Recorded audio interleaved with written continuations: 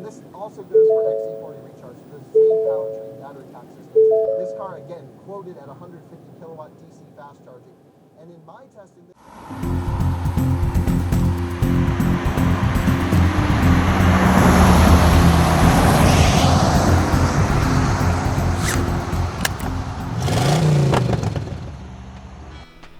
For all practical purposes, the utility of your regular run-of-the-mill pickup truck goes mostly underused. I don't work as a contractor or even a rancher, so you won't see me loading up building materials. Nor am I towing around heavy-duty equipment on the regular. Odds are you'd find me in something like an SUV or a crossover, both ideal for hauling people and the occasional trip to my local Costco. But what about those instances where you just need more? Something versatile enough for work and play. A daily commuting family car that can serve as a go-anywhere getaway vehicle on the weekends.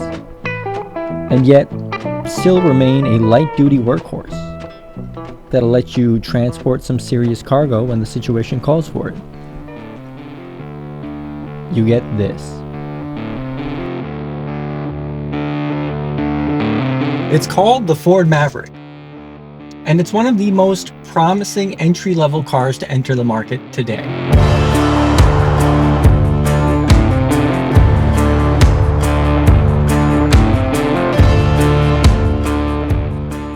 With 4 doors and seating for 5, the one thing that sets this apart from other entry-level cars is the 4-foot bed in the back.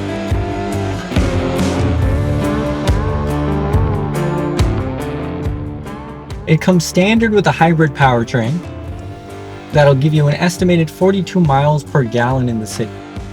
But most importantly, it has a starting price of just under $20,000. With a price that low, it is not only one of the most affordable vehicles available today, but also one of the most cost-effective. The Maverick comes in 3 trims. There's the XL, the XLT, and the Lariat. It also comes in 2 different powertrains. Standard is the hybrid, running on a 2.5-liter Atkinson cycle inline 4-cylinder engine paired with a 94 kilowatt electric motor and a CVT. Combined, that gives you 191 horsepower with 171 pound-feet of torque, getting you from 0 to 60 in roughly 7 seconds, which isn't too bad for a 3,700 pound pickup. Driving it, you don't get that rubber banding you'd normally get with the CVT, but that's because Ford isn't using a traditional CVT in this car. Instead, they're using an eCVT. Something, Ford's been using in their hybrids for quite a while. And it's also very popular in something like the Toyota Prius. There are no pulleys or belts that are never in gear. Instead, there are 2 electric motors sandwiching a single planetary gear set, which pretty much takes the place of a normal transmission. The E-motor sends power to the wheels, and the motor generator starts the engine, charges the high voltage battery, provides regen, and performs other power balancing activities. The car switches between gasoline and electric seamlessly, which it needs to, because there's no way for the driver to select EV or gas only. Regenerative braking is definitely not as strong as in a battery EV, but it is noticeable, at least when you're releasing the throttle and feathering the brake. It does affect the feeling of braking. That brake pedal travel to some extent is wonky, because it's possible to feel when the car switches from regen to using the disc brakes. And if you don't go for the hybrid, then you'll sit with the 2-liter EcoBoost, which is a turbocharged inline 4 paired with an 8-speed automatic, producing a peppy 250 horsepower with 277 pound-feet of torque. But It is front wheel drive. And listen, I know there's nothing inherently wrong with front wheel drive. It's the most economical setup, and many great cars are front wheel drive. For example, the Golf GTI and the Civic Type R. Unless you know what you're feeling, you might not even notice the difference. But if you do, then you'll feel some torque steer as you throttle the gas, and the ever so slight understeer when you're rounding sharper corners. The sensation of being pulled rather than propelling yourself forward is stronger than you might expect, especially off the line. Regardless, driving both is wildly enjoyable. At highway speeds, the Maverick holds its own with a strong command of the road. The throttle responds quickly to your input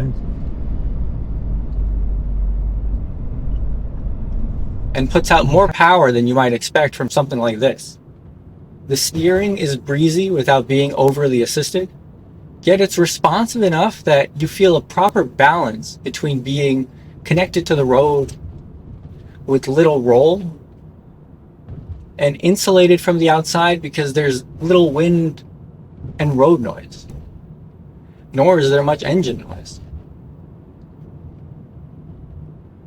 Despite being a unibody construction, the ride quality is, well, in the hybrid, it's on the stiffer side, which I attribute to the torsion beam rear axle suspension. This EcoBoost all-wheel drive dampens that slightly by using a multi-link setup instead, making the ride handle the undulations of the road more smoothly.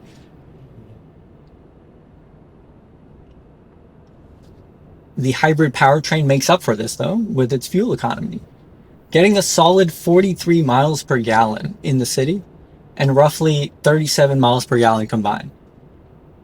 I had the opportunity to take the hybrid on a little road trip from New York City to Washington, D.C., and in my 253 miles on the road, with a bit of a heavy foot, I was able to average just shy of 38 miles per gallon, which is incredible. Prior to that, I'd done 100 miles locally between highways and the city, driving more economically, of course, and I was getting a wallet-friendly 47 miles per gallon.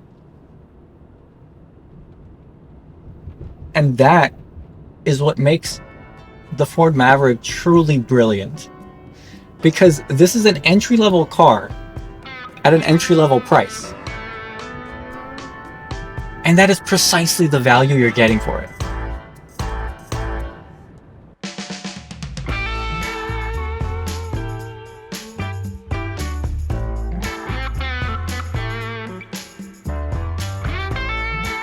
For a company whose economy offering has long been thought to serve primarily as a fleet for the likes of Avis or Budget, Ford's attention to detail and thoughtful design stands out in the Maverick. Granted, most of the interior materials are hard plastics, they're made to be rugged and durable, a reflection of the idea that despite its stature, it's still built Ford tough. Certain surfaces are coated in a soft touch material that adds a slightly premium feel to the otherwise basic looking dash. The minimalism feels almost Scandinavian as panels tightly meet each other and the curves of the trims are integrated smoothly. The Maverick offers a wholly distraction-free cabin with a lot of practical space for something that can double up as a DIYer's truck. Ford decided to keep buttons on this car for practically all of the primary controls. Wonderfully, everything is within the driver's reach. You don't have to extend yourself beyond your comfortable seating position in order to make minor adjustments, from media to climate. But they didn't skimp out on the tech, because Apple CarPlay and Android Auto come standard on all Mavericks, which makes sense considering it is less costly than building their own UI, and more practical since people tend to gravitate towards responsive software, especially when it's already built into the devices in their pocket.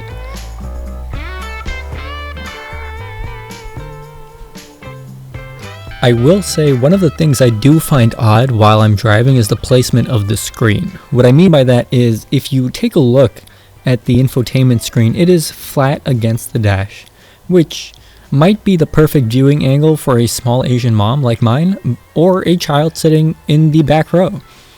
It's just not ideal for most drivers. However, it's not too problematic. I would just tilt the screen slightly or provide some sort of tilting mechanism that allows an adjustment for either taller drivers or people who like to ride higher.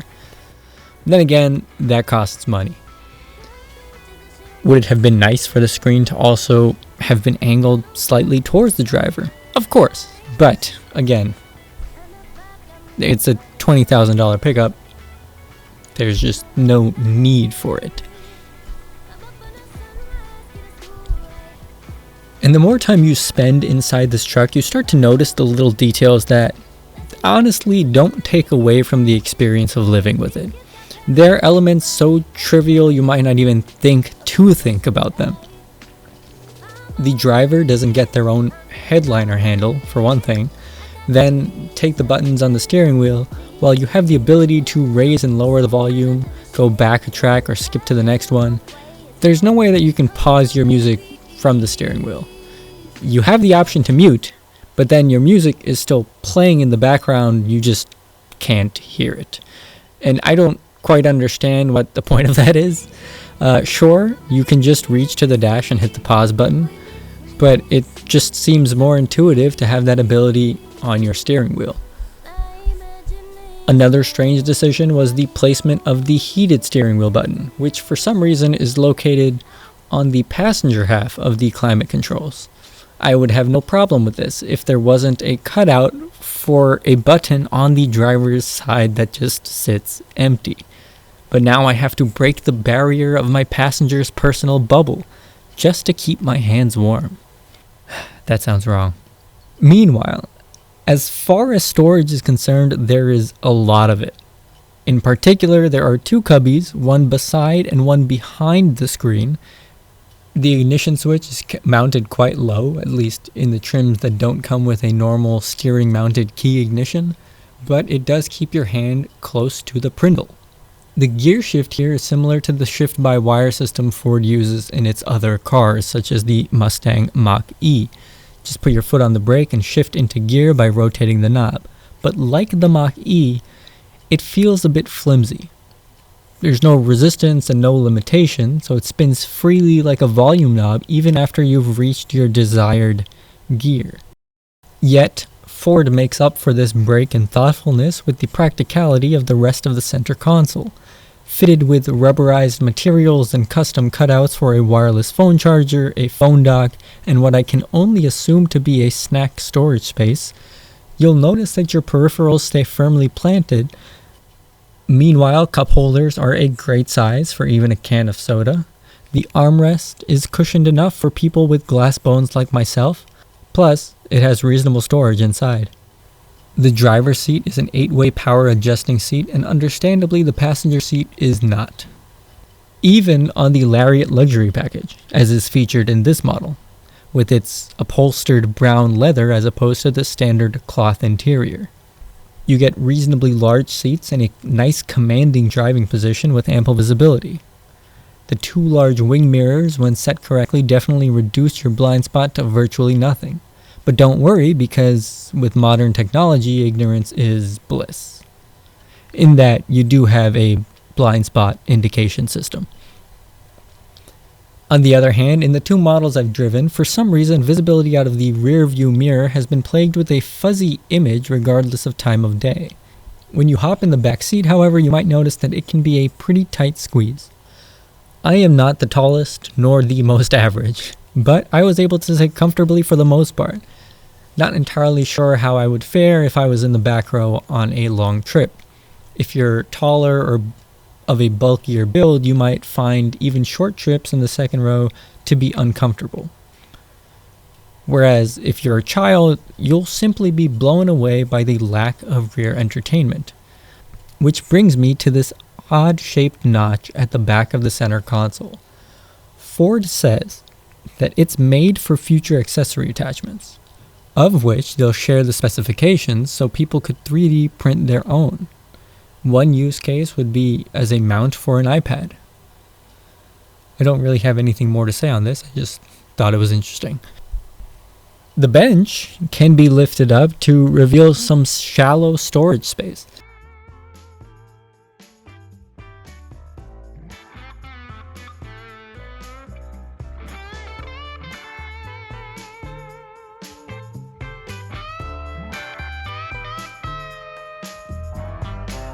And you can even bring the seat backs down to reveal where the cabin meets the bed.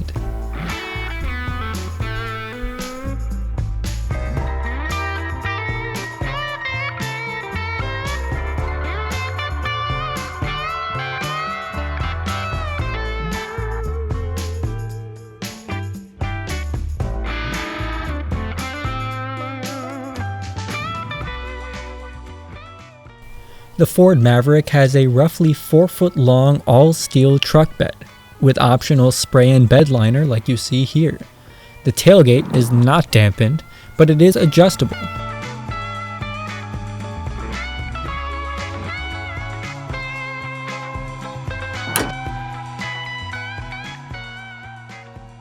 As is the configuration of the cargo hold. The Maverick uses Ford's flex bed system, where indentations ideal for separating cargo enable users to create divided spaces. Drop in a couple of 2x4s, lay a sheet of plywood on top, and you've got yourself a platform or a shelf. Alternatively, you can purchase Ford's bed extender to give you additional bed space.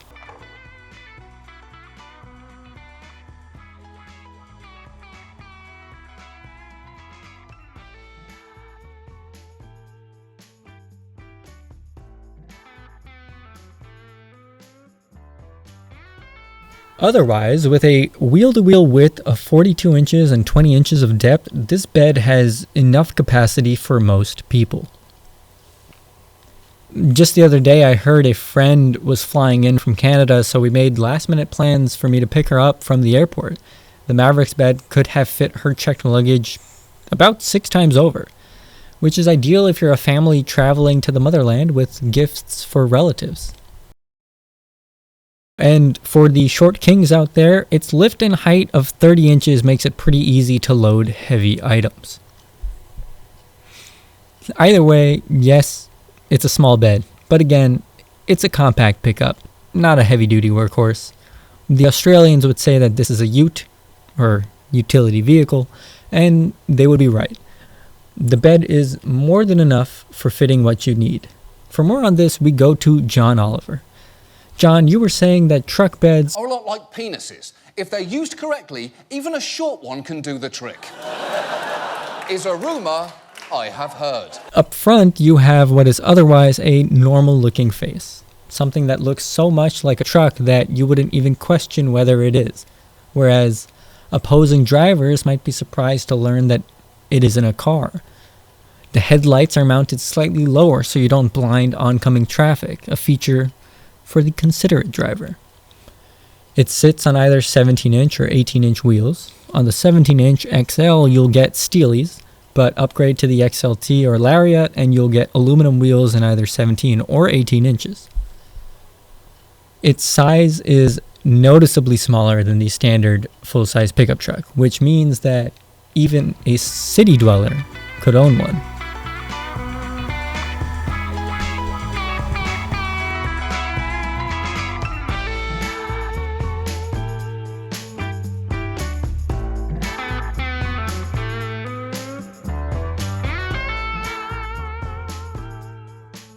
If you're someone too refined for an activity such as dumpster diving or scrapyard skipping, you could drive around the streets of the city.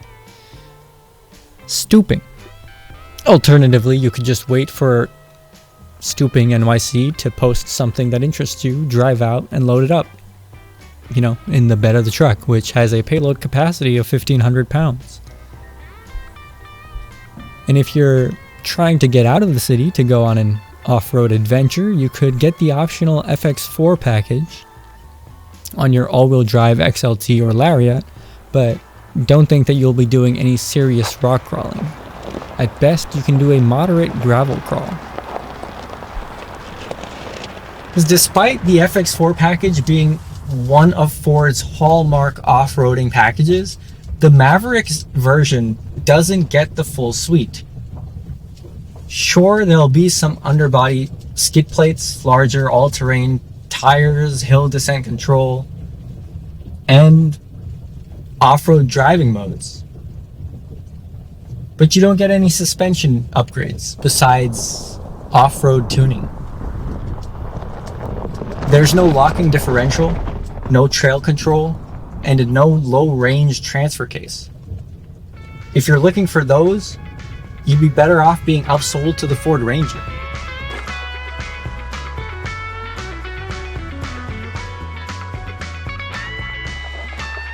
On the other hand, if you have an ATV, you can surely tow it with the standard 2,000 pound towing capacity.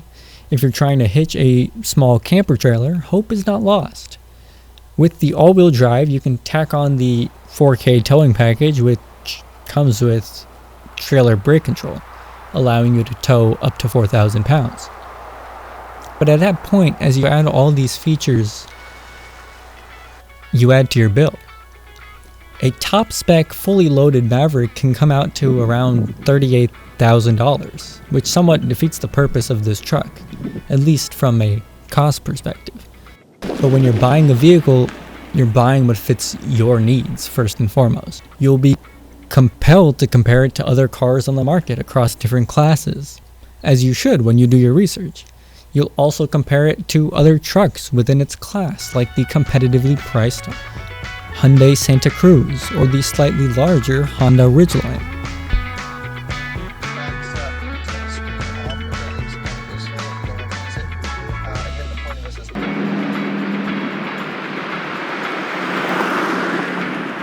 When it comes to the Maverick, if I were prioritizing cost up front and cost of ownership, I would probably choose the hybrid. If I were prioritizing my feelings, I might end up going for the 2-liter EcoBoost. Whether you need a family car with extra room for storage, or an affordable truck that you can take the crew in, any combination of the Maverick's trims and powertrains will fit the majority of your needs. And ultimately, that's why you'd buy a truck like this, for all its practical purposes.